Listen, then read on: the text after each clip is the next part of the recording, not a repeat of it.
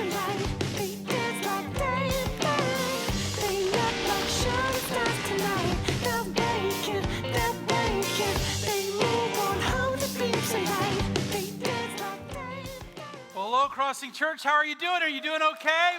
What an incredibly beautiful day we have had. We've had an awesome day. I want to welcome everyone that's joining with us at all of our locations. If you're in Macomb or Kirksville, if you're at 929, Pittsfield, Hannibal, Lima, Mount Sterling, or Keokuk, we are so glad that you're joining with us. And if you're joining us live stream on the internet, we're glad that you're joining with us as well. And if this is your first week in a while, we're gonna be in a weird place, okay? Because we're in Zombieland.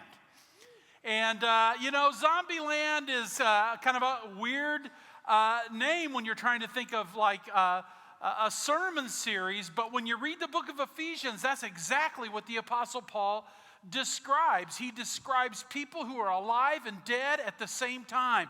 Physically alive, but spiritually dead. And that's a perfect illustration of what it means to be the living dead or to be a zombie. But the beautiful thing is Jesus has come. He's provided the cure through his blood, and we don't have to be the living dead anymore. We can be alive in Christ all the way to the gates of heaven and into eternity. And that is so exciting. Well, we've been taking these rules from the movie Zombieland and applying those rules to the book of Ephesians. And the rule that I want to talk about this evening is rule number 31. Rule number 31 is check the back seat. Yeah, have you seen a horror movie where a guy gets in the car? That's all I have to say, right? Because people just don't naturally check the back seat. And you need to check the back seat if you're in Zombieland, because you know sooner or later there's going to be something that's crawling into your back seat that's going to attack you from behind. And the thing is if you're in the front seat, you might have a great view. You might have nice legroom. You might even think that you're in control of the car right up until the time a zombie grabs you and pulls you in to the back seat, right? And then it's not so great anymore. Well, I was thinking about this whole idea of checking the back seat and the front seat and the back seat of a car, and I started to get nostalgic because, there's some personal stories in my life that has to do with the front seat and the back seat. And I guess the first one that I want to tell you is when I was 18 years old. I was far from God when I was 18. I was raised in a Christian home, had really godly parents. I mean, they were the ones that didn't give you the option about going to church. You just went. That's how it was. And until I got to the age where I had my own driver's license, and it was kind of hard for them to force me to do that. And I started to move away from God. I started developing friends that were far from God. And I spent a lot of time in the passenger seats and the back seats of their cars.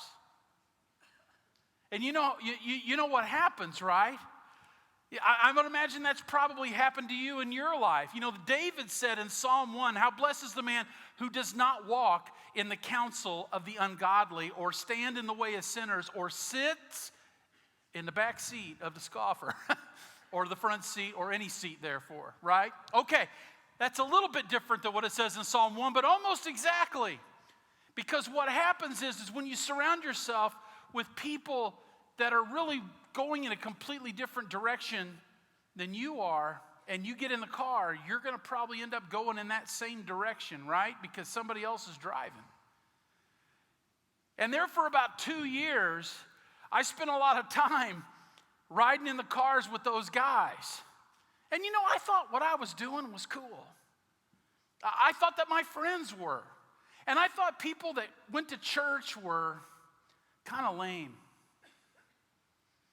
And I really didn't want to hang out with them anymore. I wanted to hang out with these new friends. And before long, it wasn't me, a good kid from a good home, hanging out with lousy friends. It was just me being another one of those lousy friends. You know what I'm saying? Until this one night, I was home. Like I said, I was about 18. I was in my room. And there was a knock on the door, and heard the doorbell. I didn't think anything of it. And my mother went to answer the door, And a little bit later, I could hear a commotion in the living room. And a little bit later, she came to my door, knocked on the door, because I always wanted to have my door shut because I didn't want to be associated with my parents at that time of life. Sound familiar? And she goes, "Hey, there's some people out here to see you." And I went, "Huh?" I didn't invite anybody. "No, there's some people out, like a lot of people out here to see you." And I went, "Okay."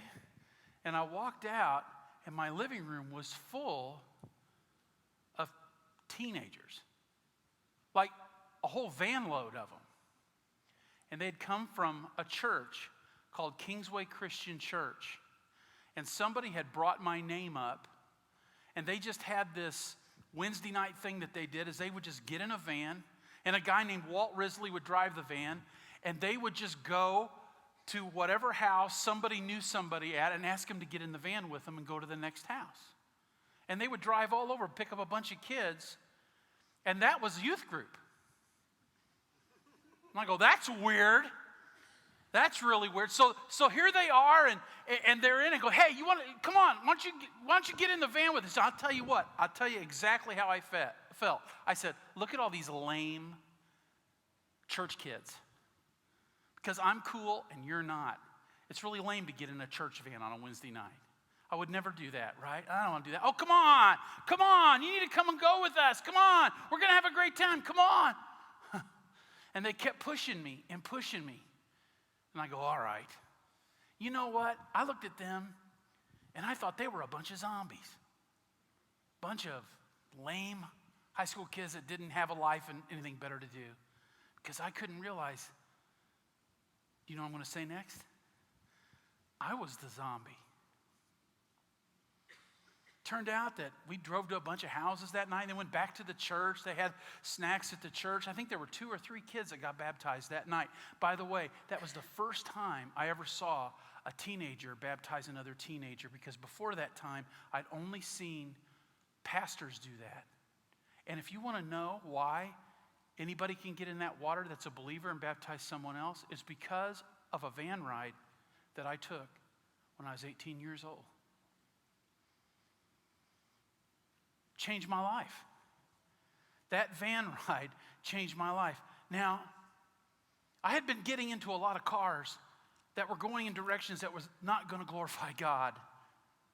And just because I got in that van that one night didn't mean that all of a sudden I changed and I was completely different. I have to tell you that I didn't start off as a very good passenger. You know, I was in that van, then out of the van, then in the van again, then out of the van again. And then they were bugging me to come back again, and then I would come back. It was hard to get me to stick, because I kept wanting to go back to that other life. But eventually, their tenacity won out, and my life started to change directions.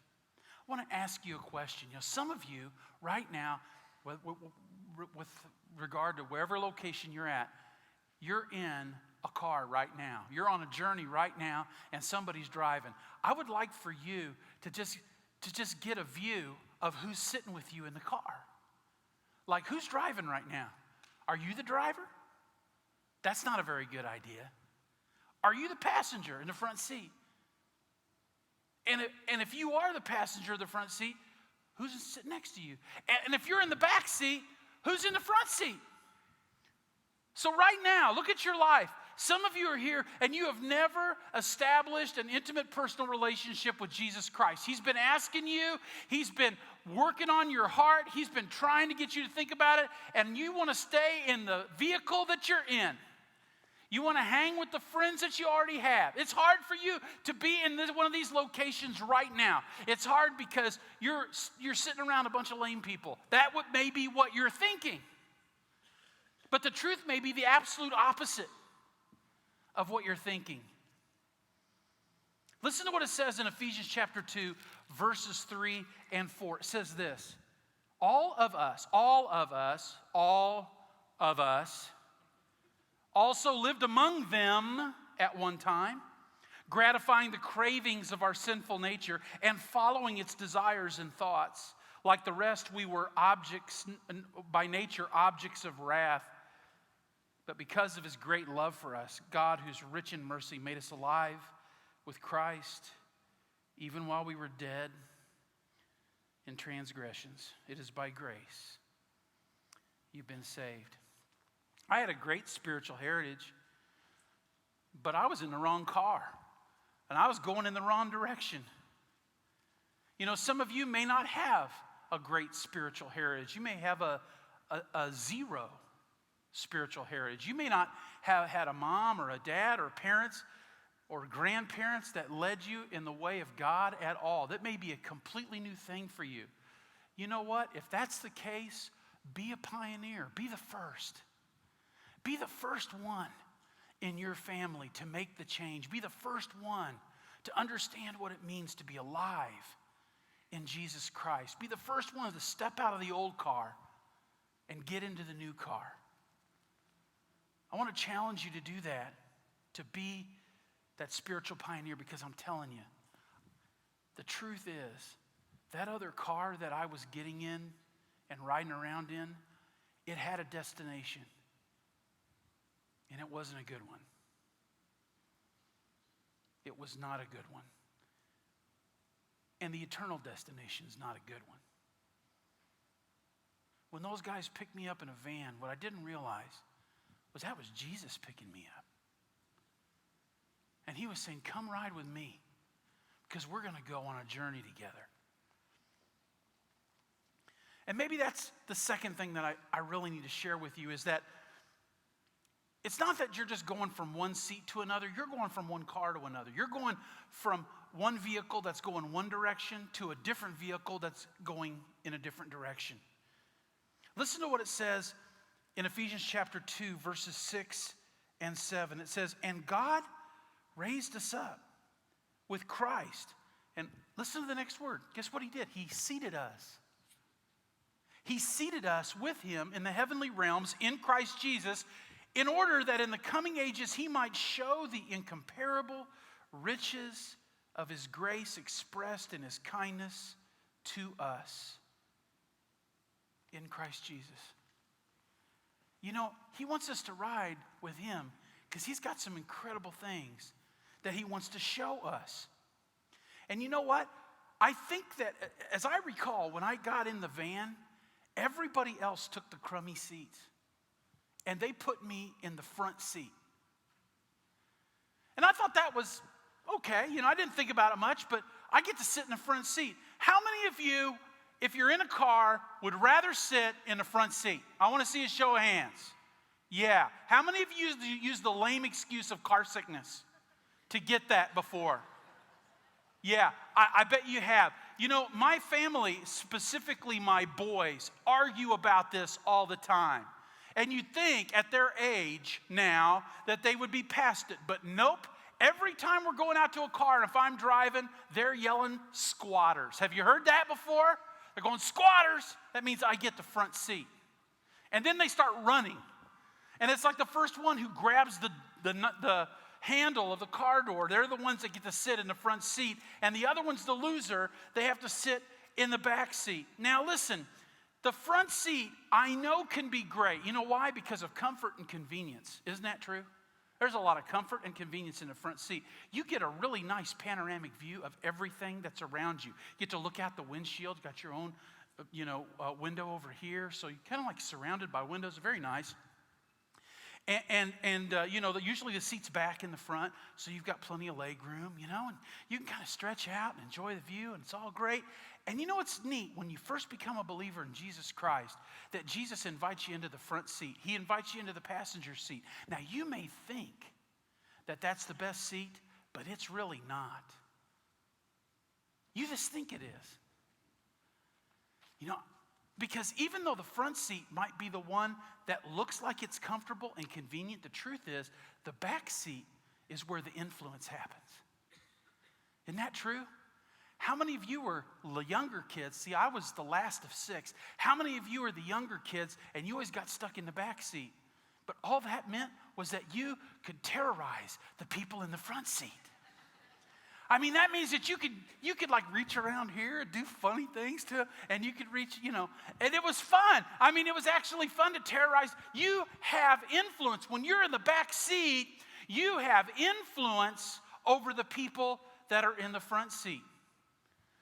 We used to drive my dad mad. We used to drive him crazy in the back seat. And the reason is we felt like we could influence what was going on. So we would like terrorize our older brothers and sisters in the front seat until my dad got tired of it. When my dad got tired of it, his arm would go back. Do you remember this?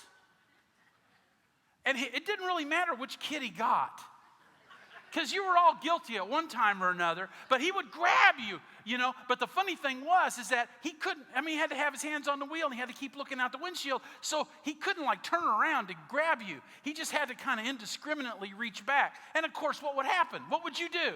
You just go, and his hand goes, whoo, whoo, right? But my dad was smart. He just tapped on the brake. Gotcha.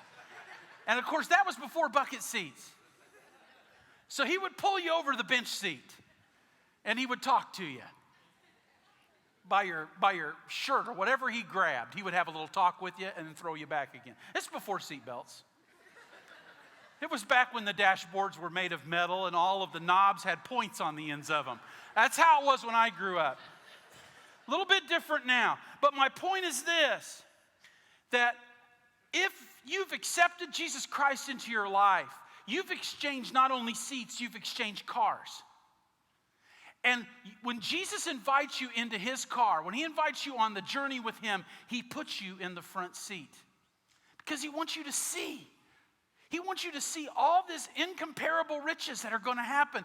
How it's going to be when you're in a relationship with Jesus. He wants you to see that. But listen, you don't want to get comfortable in the front seat, because that's not where the real stuff starts to happen. It happens when you get into the back seat and you influence people in the front. This is what's so cool. After you become a believer, you don't want to be in that front seat that long.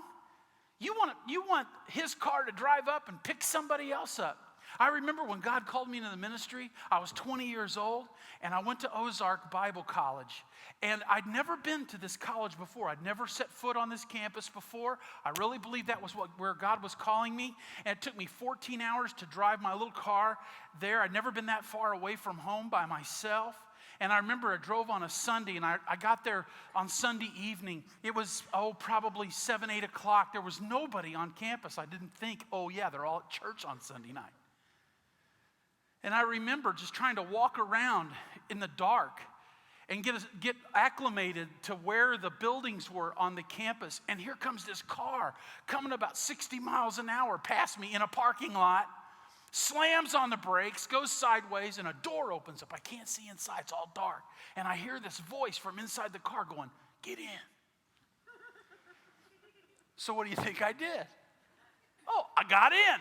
I didn't ask questions. I thought, okay, And I jumped in. It was a bunch of upperclassmen who had just got out of church, and now it was time to go have fun.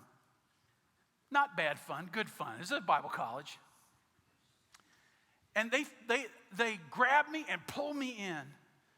And by the time that evening was over, I had a whole car full of new friends.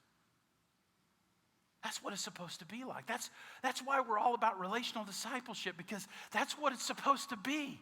When you're in the family of God, people are like flying by in a car and they open up the door and they go, "Get in." And of course, me getting in the front seat was their opportunity to influence me from the back seat. Number 3, this journey has a destination. This journey that Jesus has taken you on in his car has a destination. But listen, it's not all about the destination.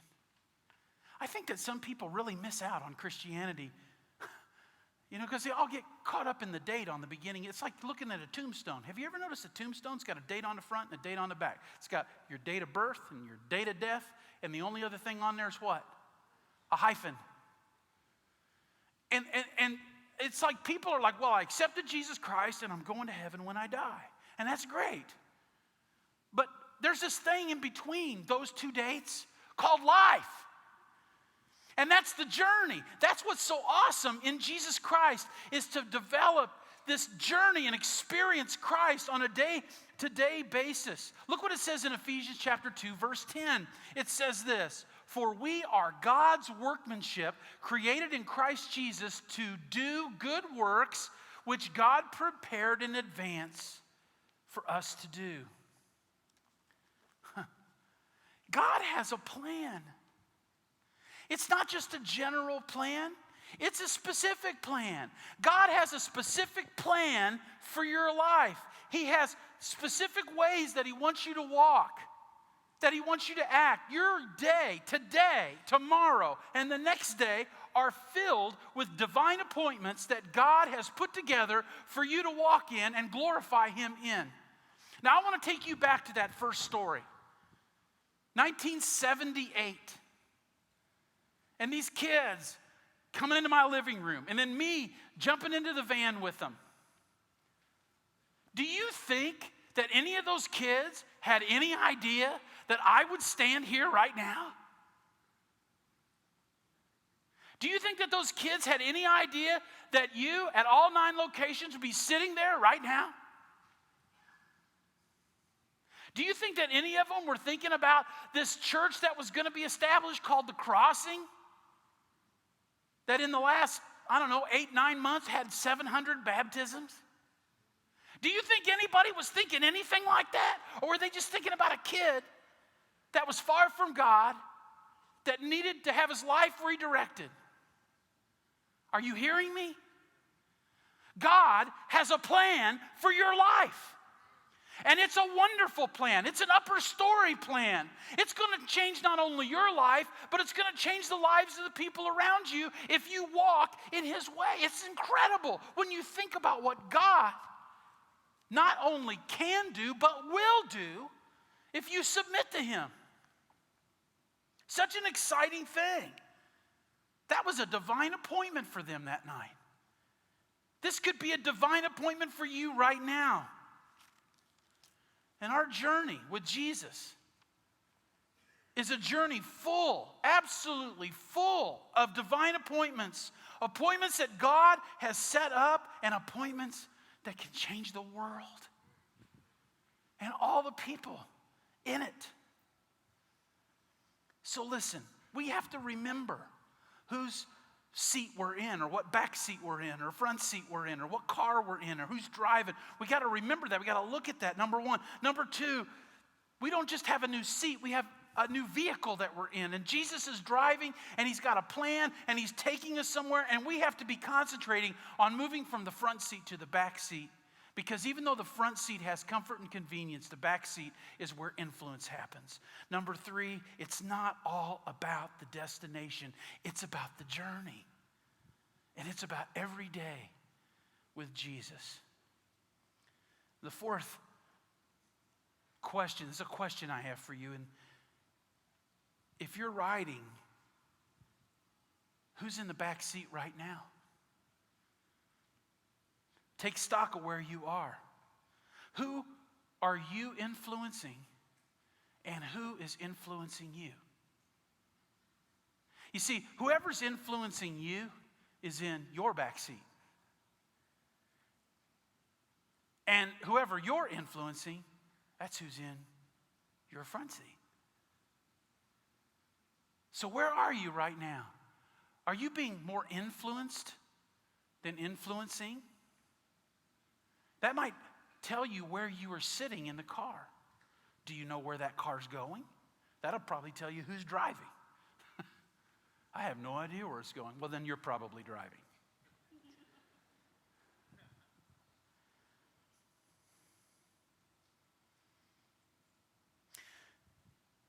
If you invite people into your life, then you need to invite them into the front seat. You need to give up the comfort and convenience. And you need to concentrate on influencing them. Because influence is more important than your own personal comfort and convenience. And you know what? We in the church, we get accused of that a lot. That we're all about our own comfort and convenience. we need to be people who aren't so concerned about that as about influence. Because Christian maturity is really measured by when it's not about you anymore. That's really it. And if you put them in the back seat and stay in the front, guess what? They're a lot more likely to influence you than you are to influence them. One more story. His name was Bobby. I was in my first full-time ministry in South Florida.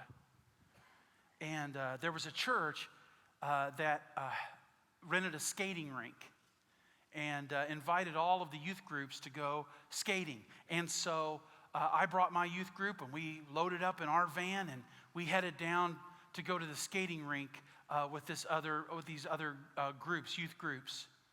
And I noticed this kid, and his name was Bobby, and he couldn't skate. I mean, he was just horrible. And he was a lanky kid.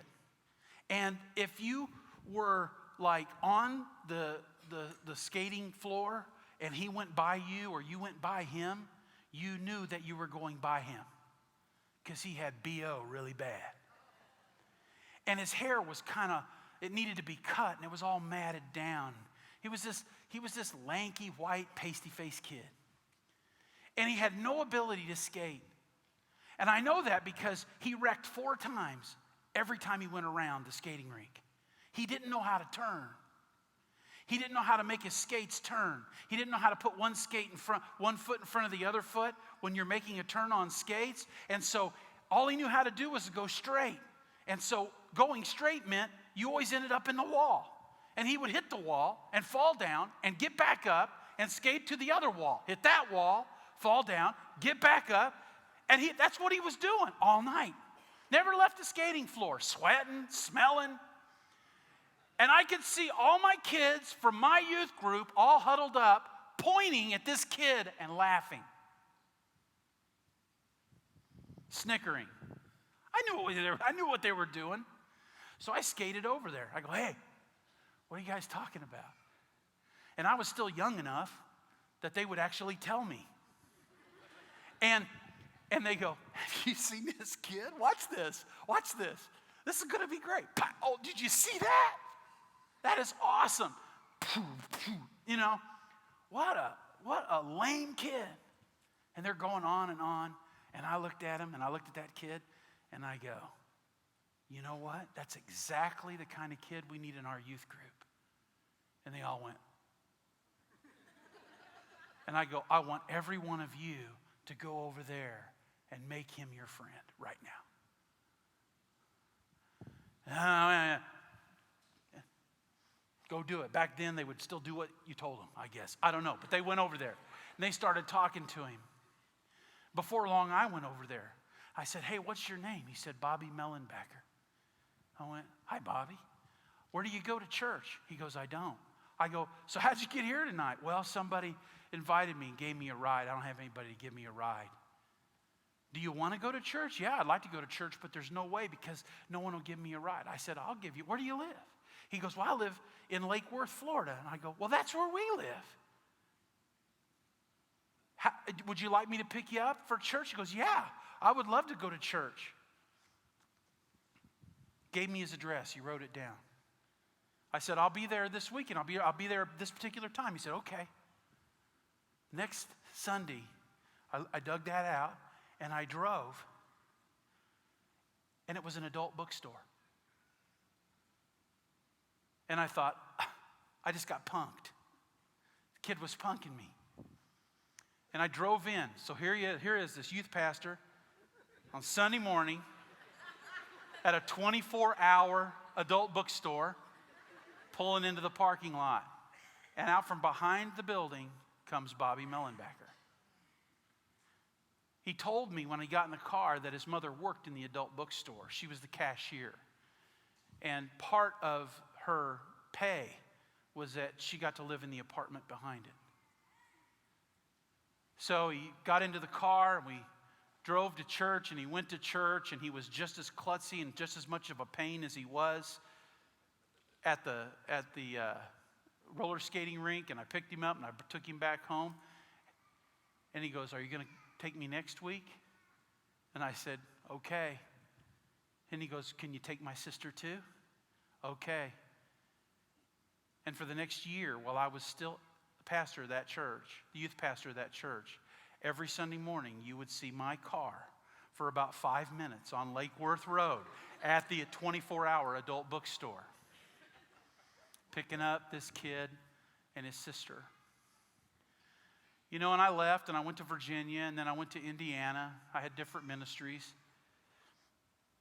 And one day I saw his name in the Christian Standard at Florida Christian College. And so I called him. And I hadn't talked to him probably in, 12 or 13 years. And I remember talking to him, and he answers the phone. He goes, "Bob Mellenbacker." Because he was like this, his voice hadn't changed. He was kind of like, the Brady Bunch kid. Anyway, he answered the phone. And I said, "This is Jerry Harris. Do you remember me?" He goes, "Yeah, I remember you." I go, "So how's life going?" And he started telling me. He said that church had changed his life. That he ended up graduating from high school, going to Bible college, graduated from Bible college, became a recruiter at the Bible college, and started naming off all the kids that were in my youth group that one year. He said, "You remember Robbie Wills?" I go, "Yeah." He goes, "He's the coach here now." "You remember Susie Gustafson?" "Yeah." "Hey, she's in my office right now. She wants to say hi." "You remember Jeanette Quintero?" That was the girl that was making fun of him in that crowd. He goes, "Jerry, let me tell you, it was amazing. After I accepted Christ, I started talking to my mom. Guess who the church secretary is now? My mom, the one who worked in the adult bookstore."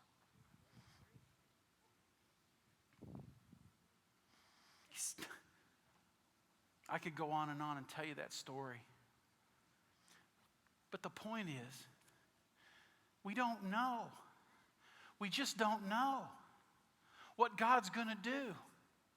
That this world is full of divine appointments, and it's full of zombies. It's full of the living dead. And they all have stories, and they all have backgrounds, and they all have pain, and they all have junk in their lives. And a lot of them are like me. They're so prideful and boastful that they think everybody else is the zombie, not them. But God sees something else. He sees something wonderful. He sees something that goes beyond anything we could understand. And what we've got to recognize is that we've got to get out of the car that's going in the wrong direction. We got to get in the car with the driver that's going in the right direction and start concentrating on divine appointments. We got to get from the front seat to the back seat because we've got a lot of influencing to do. For we are His workmanship, created in Christ Jesus unto good works that He's prepared beforehand that we should walk in them. And someday, you and I are going to stand in the glory of heaven, and God is going to show us what all those divine appointments did. I want you to think about that as we move to a time of decision.